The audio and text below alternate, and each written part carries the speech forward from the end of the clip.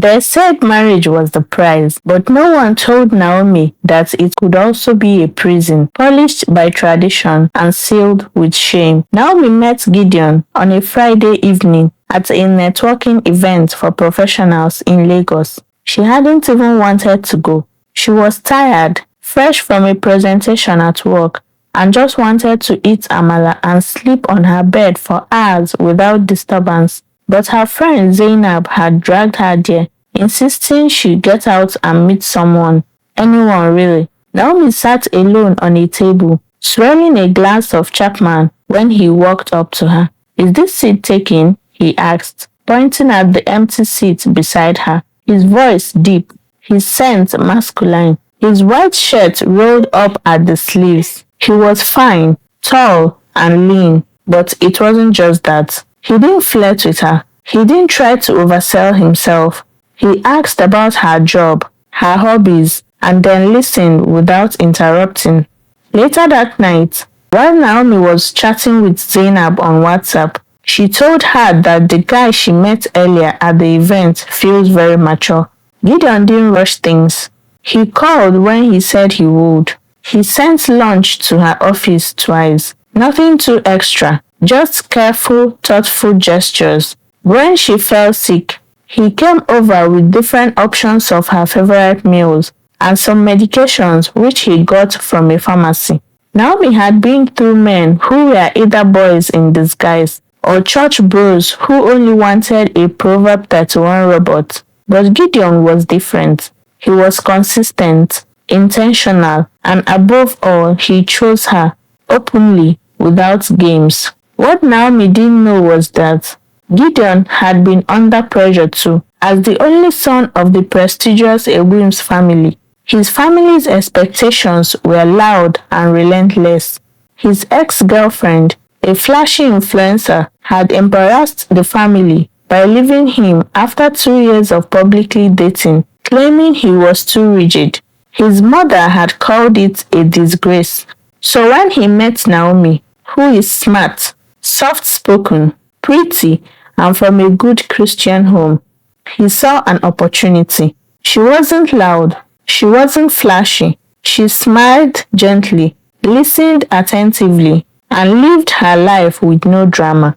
She was the kind of woman his mother would approve of. And for Gideon, that was the green light. Naomi liked that he was intentional. He called every day. He wasn't stingy. He took her seriously. He asked about her family, prayed with her, and even visited her church. And although there were things she didn't quite feel, like butterflies in her tummy when she's with him, she told herself that maybe it would come later. 6 months later, he proposed. Naomi's hands trembled as the lights dimmed inside the restaurant.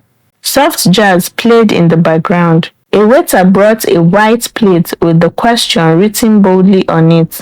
Gideon, a tall, handsome man, the kind of man mothers prayed their daughters would marry, knelt in front of her and opened a red Tiffany box. "Naomi Adesua Johnson, will you marry me?" The restaurant erupted into a loud applause. Phone camera lights flashing. A group of girls in the next table screaming, "Say yes." Naomi blinked as tears stung her eyes, not from joy, but from panic. She looked at Gideon. He was perfect, at least on paper.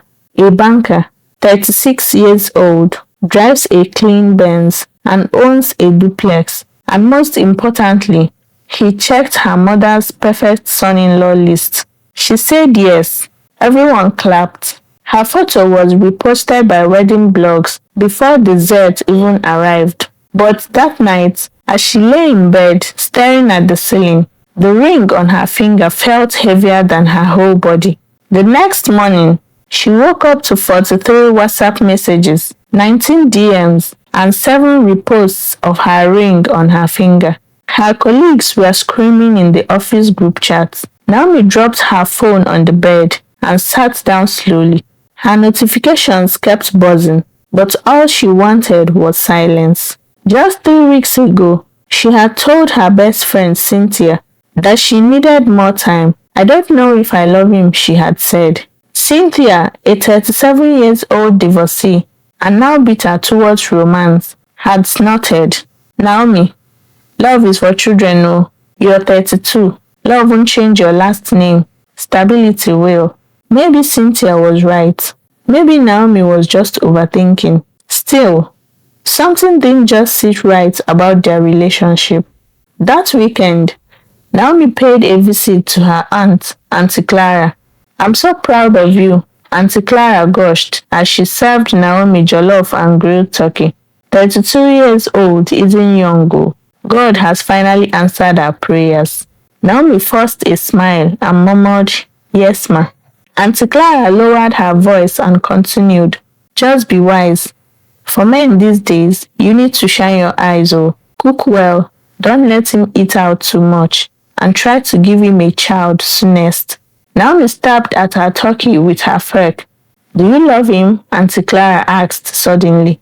Naomi froze, and then replied, of course, Auntie.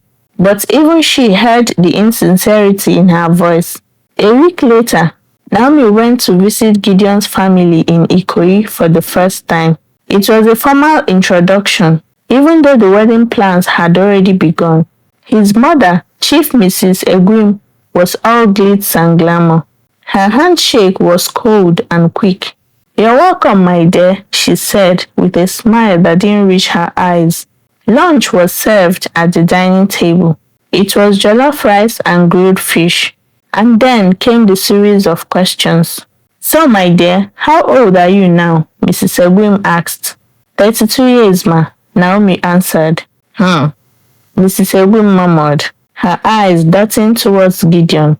Then she continued, you know time is of the essence. The womb has a calendar, not a clock. Naomi nearly choked on fish bone. Gideon laughed it off while patting Naomi's back, saying, don't mind her, she's just teasing. But Naomi knew it wasn't just teasing, it was a warning. In the coming weeks, Naomi's life became a wedding prep whirlwind. Her mother practically moved into her flat with fabric samples. Her dad said little but smiled proudly whenever the topic came up. You're finally making us proud, her mom whispered to her during morning devotion one morning. Gideon was efficient. He liked to plan. By the third week, they had locked down a wedding date, a venue, a wedding planner, and even a videographer. But Naomi felt like she was being carried on a conveyor belt, unable to stop, slow down, or scream for help. Every time she opened her mouth to suggest postponing things or simply catching her breath, her mother would remind her that time wasn't on her side. You're 32, her mom says. You understand when you're married with 2 kids. For now, just do this. Love will grow eventually. Naomi wanted to ask her, did love grow in your own marriage? But she swallowed the question with so many thoughts going through her mind. The first serious red flag came when Gideon changed her Instagram password. He never discussed it with her. She found out when she tried to log in and saw an error message. When she confronted him, his response was, I'm trying to help you avoid embarrassment. There's too much noise on your Instagram page. This influencer behavior is very childish. He said it with a soft tone and a straight face, like he was doing her a favor. Naomi sat on the edge of the bed and blinked. She was too stunned to argue. She just sat there, speechless. The next day, she took down all her Instagram and YouTube videos. Her small but growing channel just disappeared quietly. She didn't tell anyone. One weekend, Gideon's mother hosted a family gathering. His cousins, uncles, aunties were all there to welcome the new bride. Naomi sat still as they sized her up. One of the aunties said, so you work in marketing. I hope you can transition into something more family-friendly once the babies start coming. Another auntie muttered, pretty face. I just hope she can cook very well. You know I'm very particular about my meals. Gideon laughed it off and replied, she's still learning, auntie. And everyone chuckled. But Naomi wanted to disappear into thin air. Gideon was attentive and very present. He knew her schedule. He always reminded her to eat and paid her bills without being asked. But he also never laughs at her jokes. And when he hugged her, it felt more like a performance than a connection. Still, Naomi convinced herself it was nerves, that the more she leaned in, the more she would grow to love him. One afternoon, Naomi ran into David at a private arts exhibition in Victoria Island. He was the last person she expected to see. He was her childhood neighbor, her NYSC best friend, the one man who had seen her at her worst. "Naomi," he said, stunned. "Wow, you are even more beautiful now." Naomi smiled beautifully, and they both shared a very warm hug. They talked, laughed, and caught up with old times. For the first time in weeks, Naomi laughed without worrying about keeping up appearances. She felt seen, not like a bride-to-be, not like a prize to be displayed. Just Naomi. He looked at her carefully and asked, "Are you happy, Naomi?" She hesitated, then replied, "I should be." "But are you?" he insisted. She said nothing and just looked down at her shoes. That night, she dreamt she was wearing a wedding gown, but running barefoot through a flooded street, water rising to her knees. The wedding dress fitting was supposed to be magical. Naomi stood in front of the designer's mirror in a 2 million naira custom wedding gown. Her mother clapped cheerfully. Her sister squealed with excitement. Naomi stared at herself in the mirror and whispered, "I feel like I can't breathe." They all laughed, thinking she was just trying to be funny, but she wasn't joking. 3 weeks to the wedding, Cynthia, her best friend, pulled her aside after church. "I need to say this," Cynthia said.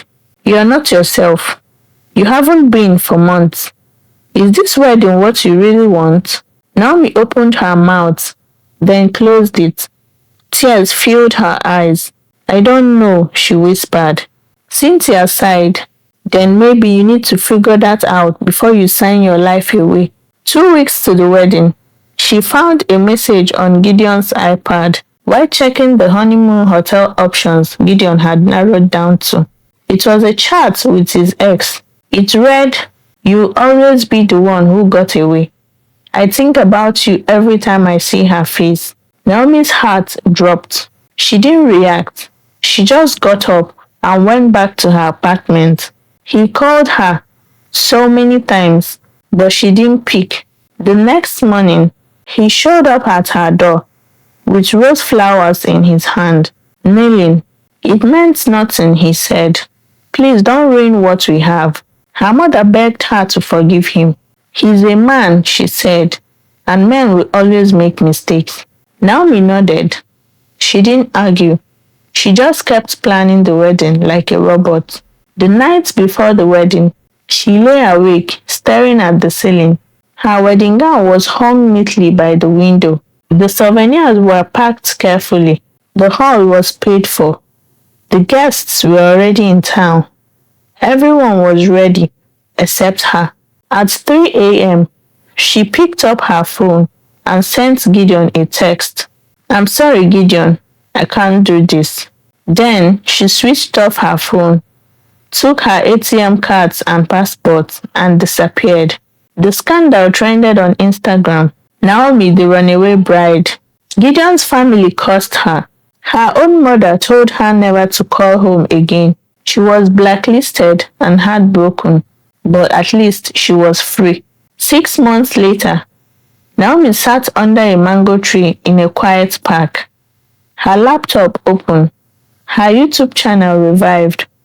Feeling confident again, David walked up behind her, carrying 2 cups of parfait. "Peace looks good on you," he said to her. She smiled and replied, "It feels good too." And for the first time in a very long time, Naomi wasn't chasing marriage. She was choosing herself. You can subscribe to our channel for more interesting stories coming up.